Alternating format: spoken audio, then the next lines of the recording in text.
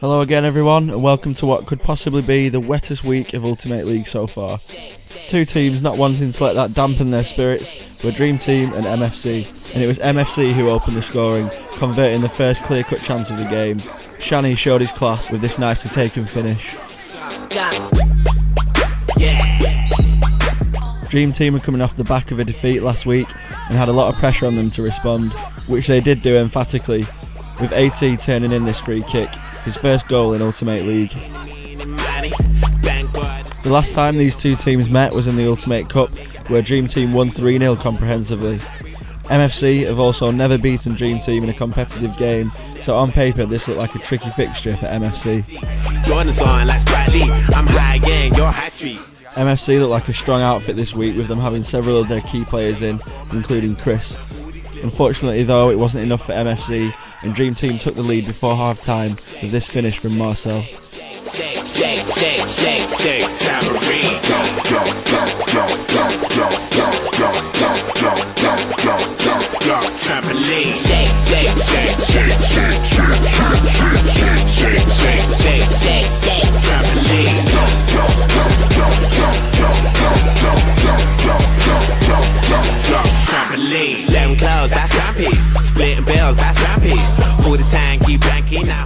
The second half was open, with both teams having chances to make an impact on the scoreline. However, this one stayed at 2-1. Dream Team will be happy that they've managed to rectify any problems they had last week, and will look forward to a tricky fixture next week against Manchester's finest.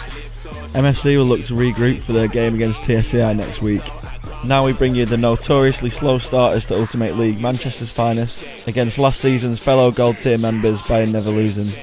Bayern Neverlusen striker Sam started where he left off last season, scoring 2 on the opening day last week, and he continued to be the biggest threat against Manchester's finest goal this week. Finest looked to be at full strength also, welcoming back Mo Jammer, who was the difference between the two teams last time they met in the league.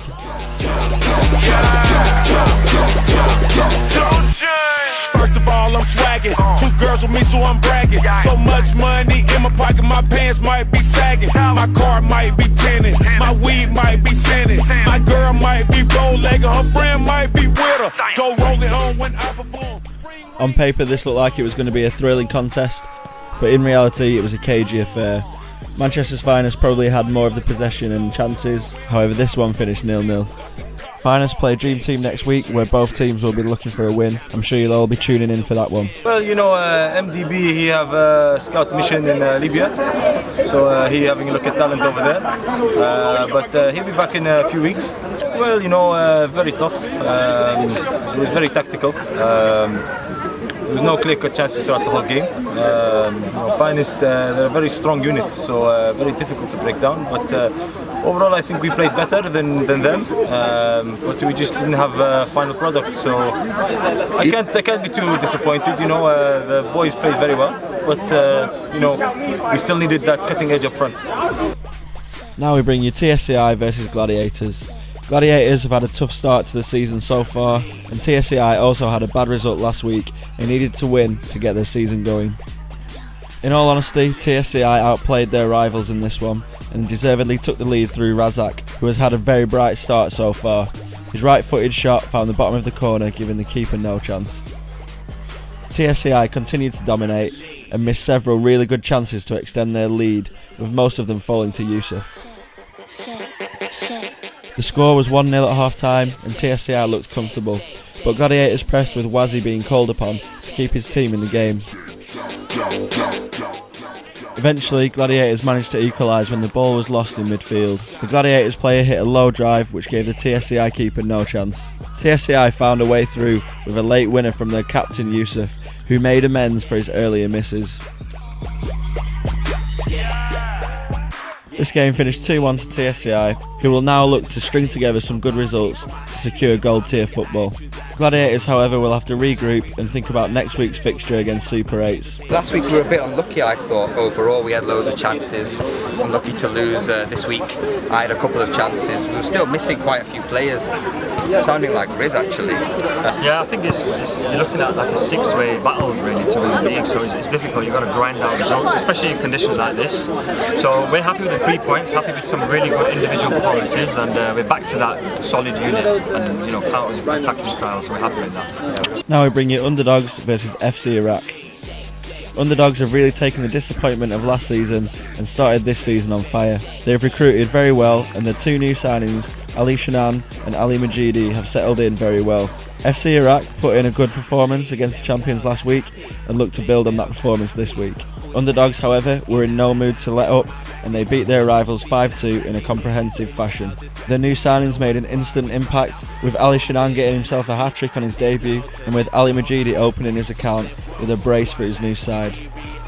She asked me if I'm single. I said maybe, I think so. I can't concentrate when that phone's on like Cisco. You shake, shake, shake, shake, shake, shake, shake, shake, shake, shake, shake, shake, shake, shake, tambourine. Jump, jump, jump, jump, jump, jump, jump, jump, jump, jump, jump, jump, jump, jump, trampoline. Shake, shake, shake, shake, shake, shake, shake, shake, shake, shake, shake, shake, trampoline. Jump, jump, jump, jump, jump, jump, jump,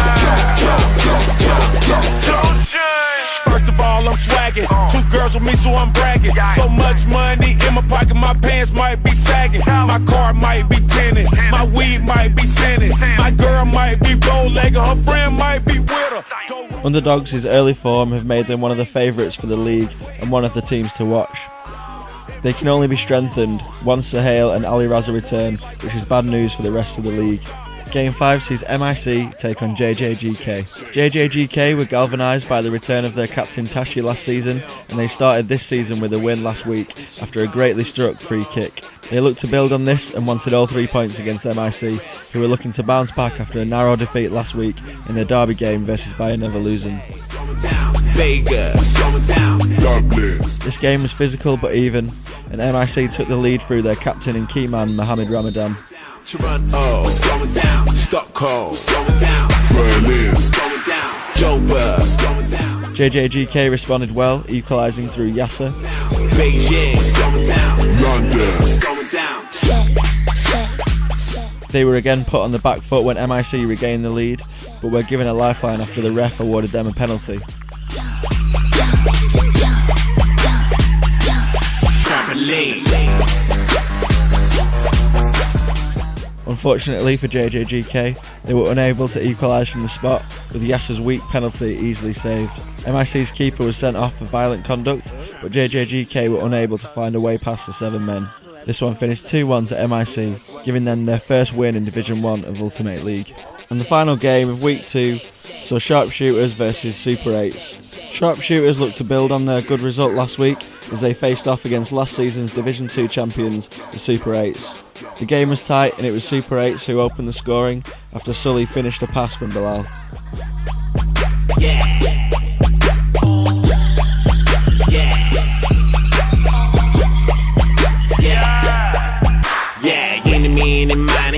Thank God it's Friday. Please don't ask me for my ID. If I'm in your iTunes library, got my own book in my library. My mansion is so tidy, but my neighbours ain't my mistress, cause she never wear no nightie. I go Claridge's to do high tea. Super 8s were without a couple of key players, but welcomed back Sahib, and Sharpshooters were also without captain Jawad. In all honesty, Sharpshooters looked disjointed and struggled to get into their rhythm. Super 8s are now back to winning ways and will look to build on this. However, Sharpshooters will be disappointed that they weren't able to capitalise and continue their good performance from last week. Good. We've got our friendlies in this week, so we will look good. Yeah, you looked a lot more sharper, especially Sully. Tell us about your goal, Sully. Billy played a nice ball through that foot of defence and just flicked it with my left foot straight in. Great goal. He just tapped it in, great ball. The ball was alright though, wasn't too good. What do you think about your chances as well this season? How do you think you're going to do? One time finish mid-table. Stay in the division. You never know though, it's early days, yeah. If we play every game with consistency, I reckon we can draft out. No, you won, that's enough. So that rounds up this week's action for Division 1. Division 2 is also looking very tight, with Santos leading the table at the moment. Here was this week's results for Division 2. Here is the Division 1 table.